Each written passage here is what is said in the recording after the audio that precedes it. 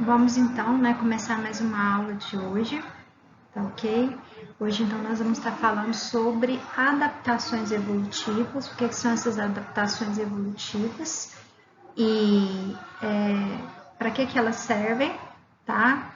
E alguns tipos, especiais de adaptação evolutiva que vão beneficiar aí, uma relação ecológica muito comum que a gente conhece, que é aquela relação entre presa e predador, tá bom?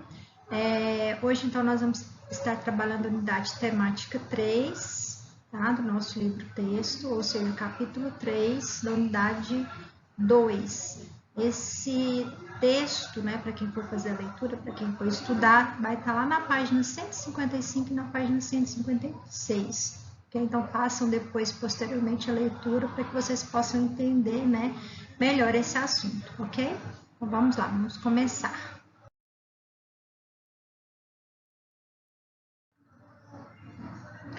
Pessoal, então a gente começa falando, sobre adaptação evolutiva. O que seria essa adaptação evolutiva? É aquela capacidade que as espécies têm de se ajustar ao meio ambiente, tá?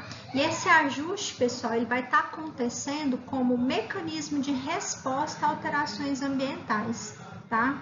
E como surge essa capacidade de se ajustar?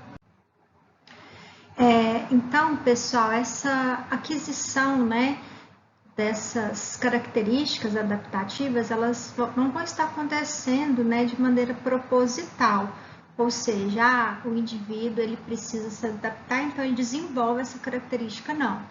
A gente já estudou sobre isso, e existe um fenômeno aí, quando a gente estuda o processo evolutivo que a gente chama de seleção natural. Tá? Então, o próprio meio ambiente vai selecionando o que seria considerado ali uma adaptação evolutiva benéfica ou não. Tá? Então, o que faz, como que vão estar surgindo essas adaptações evolutivas, essas adaptações aí do indivíduo para o meio ambiente? Recombinações gênicas, processo de mutação, crossing over, são todos mecanismos que vão propiciar aí, então, o surgimento de certa característica e que de uma maneira ou de outra pode beneficiar. E se beneficiar, a gente vai considerar que é uma adaptação evolutiva, se ela for benéfica. Tá? Um outro conceito aí que a gente encontra, tá? Esse primeiro conceito que eu coloquei é o conceito que está no livro de vocês, que é a capacidade das espécies se ajustarem ao meio ambiente como um mecanismo de resposta nessas alterações ambientais. Esse outro conceito vocês encontram também na internet, alguns sites de biologia, que essa adaptação evolutiva seria uma aquisição de característica por parte de um organismo, ou até mesmo, de uma população, ou seja, de um grupo de organismos, onde elas vão encontrar uma melhor condição de sobrevivência e de reprodução. Então, a adaptação evolutiva, pessoal, vai ser o quê? Aquela característica que beneficia, que melhora a condição para o indivíduo sobreviver e, logicamente, reproduzir, tá bom? Daqui a pouco a gente vai ver, então, que essas adaptações, elas vão, de algum modo, proteger ou até mesmo melhorar a vida desses organismos, tá bom? E aí eu coloquei para vocês alguns exemplos aí, de adaptações, que a gente fala aí, da questão das camuflagens, que a gente vai estar falando logo mais. Então, é muito benéfico para o indivíduo ele, se esconder ali, se misturar com aquele ambiente onde ele vive, porque assim ele pode se beneficiar. Se ele for uma presa, vai ser mais difícil do predador encontrar, e até mesmo o predador se beneficia, de certas adaptações evolutivas também, como a camuflagem, tá bom? Então, espero que tenha ficado claro para vocês o que seria isso, essa questão de adaptação evolutiva. Toda e qualquer característica, tá, que permite o ser vivo se ajustar ao meio ambiente, e obter melhores condições de sobrevivência e, logicamente, de reprodução e de perpetuação da sua espécie, ok?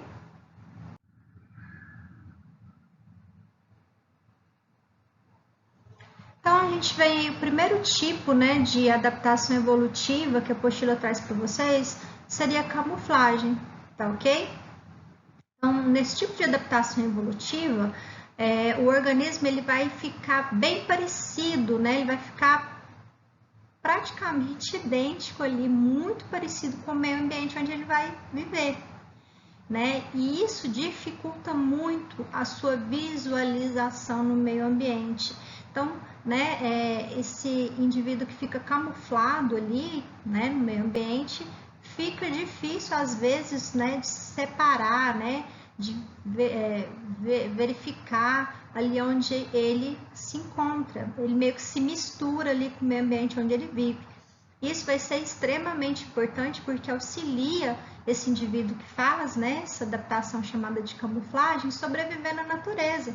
Então, os indivíduos, os organismos que fazem camuflagem, eles conseguem sobreviver melhor. Por quê?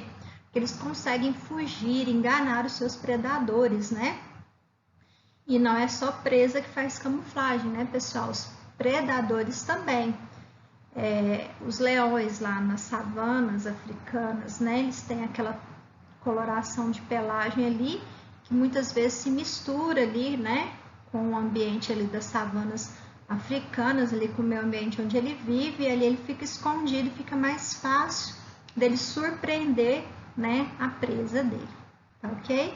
Então, camuflagem, tá ok? Vai ser esse indivíduo que é capaz de se tornar ou de ser, né, muito parecido, muito semelhante ali ao meio ambiente onde ele vive, tá bom? Aí, pessoal, a gente tem também, mostrando para vocês aí, alguns exemplos aí, né? O bicho-pau, tá?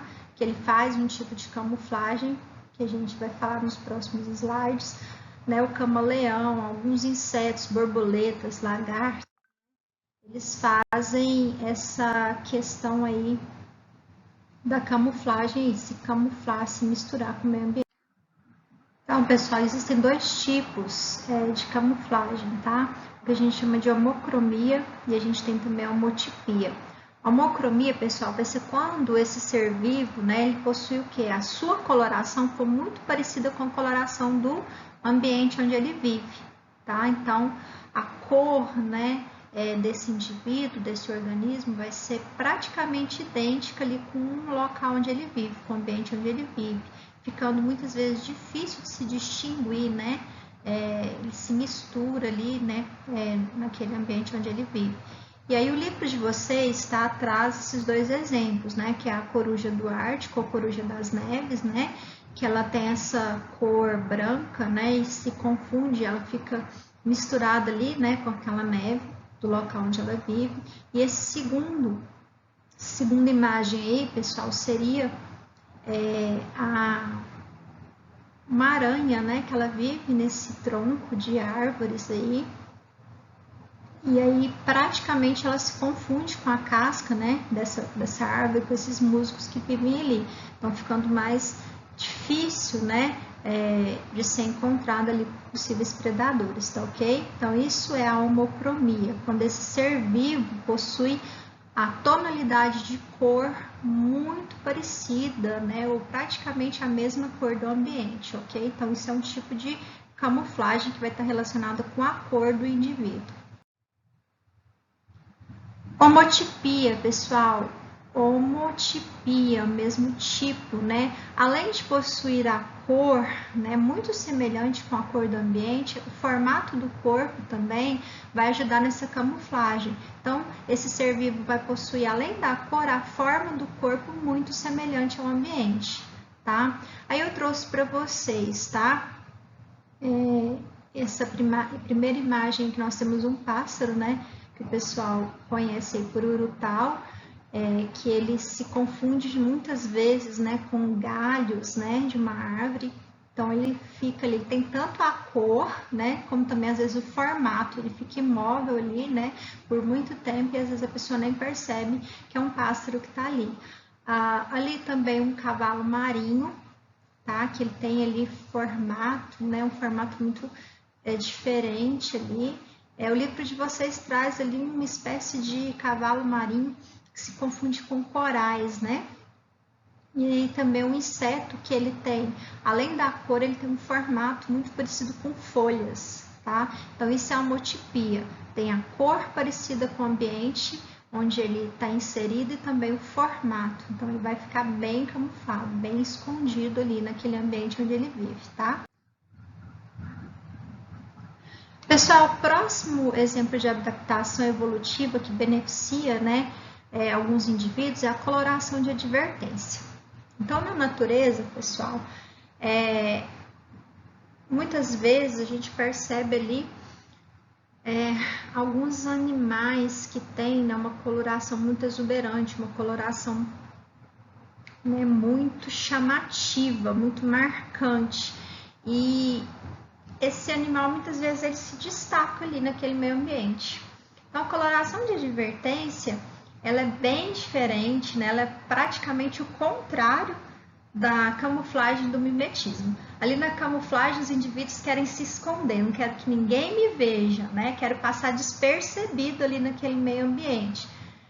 Agora, na coloração de advertência, não, é o contrário da camuflagem, né? Esses organismos, né? Eles vão ter, então, uma coloração muito, muito marcante, muito chamativa. Então, essa coloração de advertência é para aquele organismo que quer ser visto realmente. Fala, opa, eu tô aqui, eu quero ser visto. E essa cor chamativa, né? Esses padrões de cores tão chamativos, vai ser um aviso, né? Na natureza de que, oi, eu sou perigoso, tá? Então, como se diz, não mexa comigo não, predador, não venha, né, mexer comigo não, porque senão você, tá? Porque a cor chamativa, né, vai ser ali um aviso de que eu sou venenoso, eu tenho um gosto, né, tenho um paladar ruim, né, não me coma porque eu sou tóxico. Se você chegar próximo de mim, eu vou liberar, né, um líquido urticante, um líquido de mau cheiro, uma glândula de mau cheiro, tá? Então, essa coloração de advertência, né, também chamada coloração de aviso aposemática, ela serve para isso e ela vai fornecer uma proteção, tá? De certas espécies. Por quê? Porque vai ser um aviso, eu sou perigoso, então, né, eu não sirvo como fonte de alimentos. É muito comum em anfíbios, né? Então, nas florestas tropicais, nós temos muitos anfíbios de coloração muito chamativa, né? Insetos também com cores muito chamativas e alguns répteis. Mas essa coloração de advertência, pessoal, não está só presente em anfíbios. Nós temos peixes, tá? Que tem coloração de advertência, fungos, tá?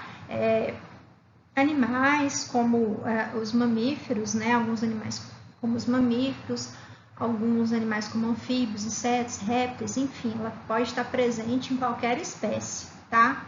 E um outro detalhe, pessoal, não é porque tem cor chamativa, né? Cor muito bonita, cor muito vistosa, muito marcante, que eu sou tóxico, não, tá? Nós vamos ver mais pra frente que alguns animais se beneficiam disso, né? Ficar parecido com alguém, né? Que é perigoso para poder me proteger. Tá ok? Então, coloração de advertência, ela serve para isso, para avisar, né, que aquele animal ali é perigoso, tem alguma substância tóxica e que ele não servirá, né, como presa para determinados predadores, ok? Eu trouxe algumas imagens para vocês, né? Então, essa borboleta, pessoal, é chamada de borboleta monarca, né? Vocês vão ver que essa borboleta, ela passa, então, por dois tipos de adaptação, tá? Ela passa pelo que a gente fala de coloração de advertência, ela tem essas cores chamativas, né? e vão avisar que, né, ela tem um gosto muito ruim, que ela é tóxica, tá? Que ela não deve servir de alimento. Nós temos aqui duas espécies de anfíbios, né, com uma coloração bem chamativa, que é o amarelo, né, o azul, esse padrão de cores vermelho, preto, amarelo, azul, laranja, né, é um padrão de coloração de advertência, preto com branco, laranja com preto e branco, né, cores ali de répteis muito chamativas. Então, é um padrão de coloração de advertência.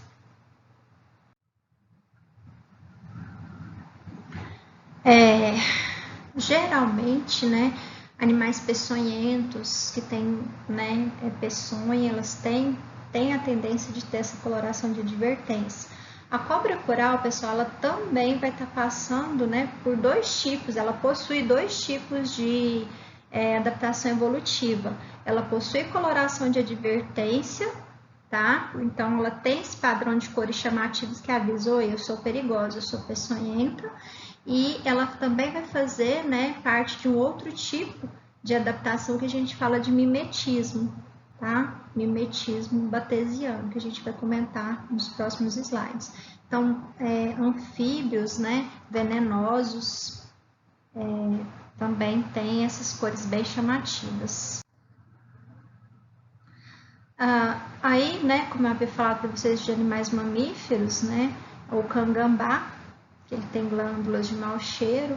Esse cangambá é o que a gente fala, né, do gambá americano, tá? Que eles têm esse padrão de listas, né, pretas e brancas aí no seu dorso, que indica que ele possui glândulas de mau cheiro, né? Então, quando ele se sente acuado, ele libera, né, essa glândula, essa secreção aí de odor.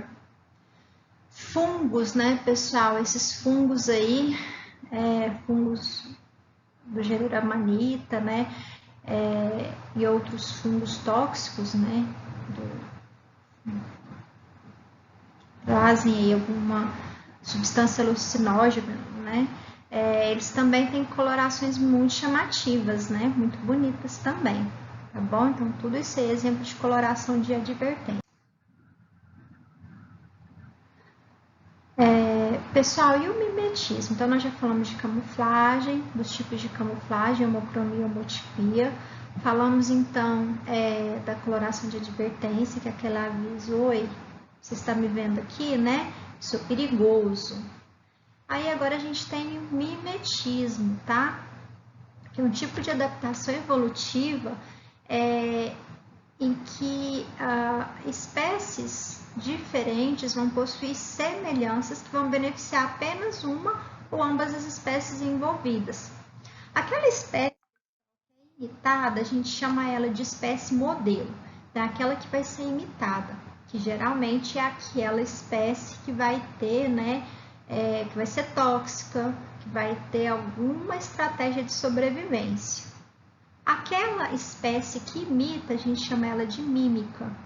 Tá? Então, espécie modelo é aquela que vai ser imitada. A espécie que imita, a gente chama ela de mímica.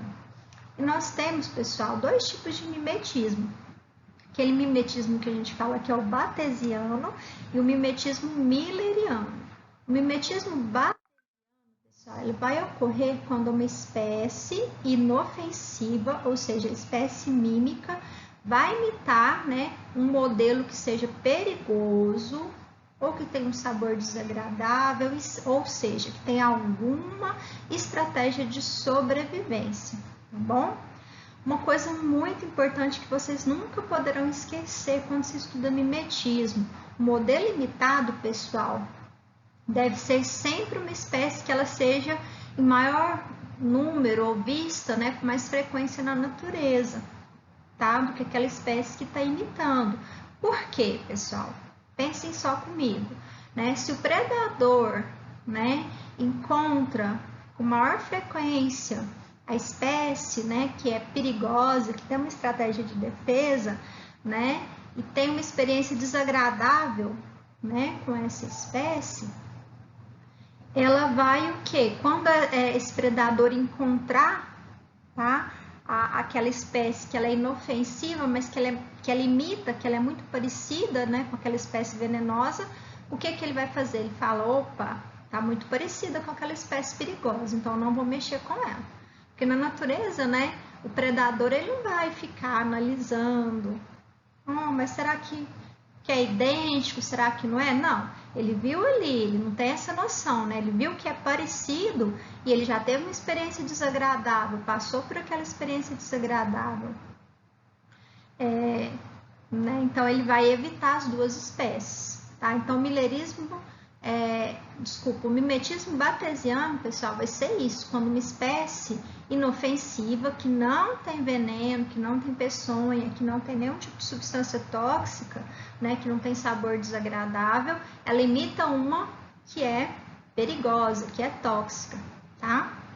E aí eu vou dar alguns exemplos para vocês no próximo slide. Aqui, pessoal, nós temos, né, a borboleta monarca, que eu falei para vocês que ela tem um sabor muito desagradável, tá? E a gente tem a borboleta vice-rei, tá? Que ela não tem, né? Ela não é tóxica, tá bom? Mas ela imita essa borboleta monarca aí para tentar fugir dos predadores, tá?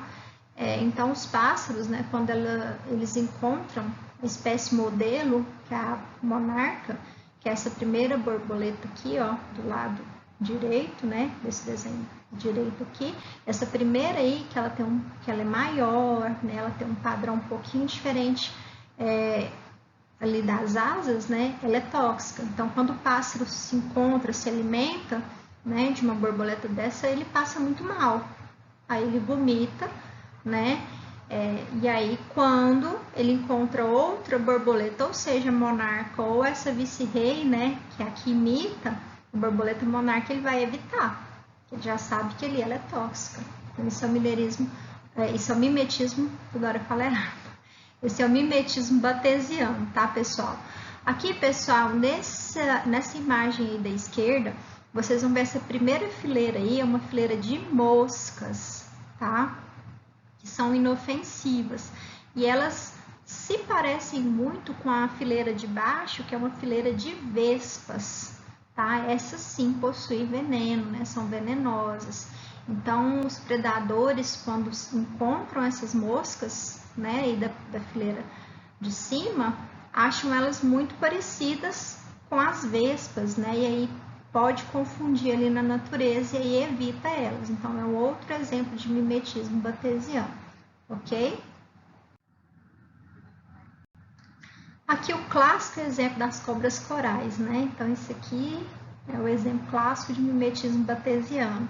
Então, nós temos uma serpente venenosa que é a cobra coral, que ela tem um padrão de cores, né? Muito clássico, né? Que é esse padrão dos anéis aí, da coloração de anéis. E a gente tem a cobra coral falsa, tá? Que ela é parecida, não é idêntica. E aí, por ser parecida com essa cobra que é peçonhenta, a cobra coral falsa, que não é venenosa, né? Ela acaba por ser evitada ali por predadores, né? Então, aqui também, pessoal, nessa imagem aqui da direita, a gente tem um sapo, né? Que ele se parece ali um pouco, né? Com a cabeça de uma víbora venenosa, tá? Também é uma curiosidade interessante. Então, acaba também por ser um tipo, né, de mimetismo batesiano, ok? E o mimetismo milleriano, pessoal, vai ser quando duas, né, ou até mais espécies compartilham características similares, que vão conferir a essas espécies uma estratégia de defesa, veneno, gosto ruim, né? E, né, esse mimetismo milleriano, ele serve para quê? Ele serve para reforçar, né, a informação de que realmente, né, essas espécies que têm essas cores aí muito parecidas são perigosas, tá? Então, ela reforça aquela informação, né, de que certas cores, padrões de forma, né, que estão acontecendo na natureza, possam vir a ser, então, o quê? um aviso de toxicidade ou de perigo, ok? Então, isso é o mimetismo milleriano. Pessoal, então com essa aula de hoje, a gente encerra então esse capítulo aí de evidências da evolução. Então, a gente fecha esse capítulo, tá? Dê uma lida, reforcem esse conteúdo, tá ok? É muito importante a gente entender essa parte aí, né, dessas adaptações, que elas são muito cobradas, né, nos vestibulares, no Enem, tá bom? E são estratégias aí, né, que estão acontecendo na natureza o tempo todo, né, e é importante a gente saber um pouquinho aí sobre essas estratégias, né, e por que que isso ajuda esses animais a sobreviverem aí nesse meio ambiente, tá bom? Então, fico por aqui e agradeço desde já. Um abraço, fiquem com Deus.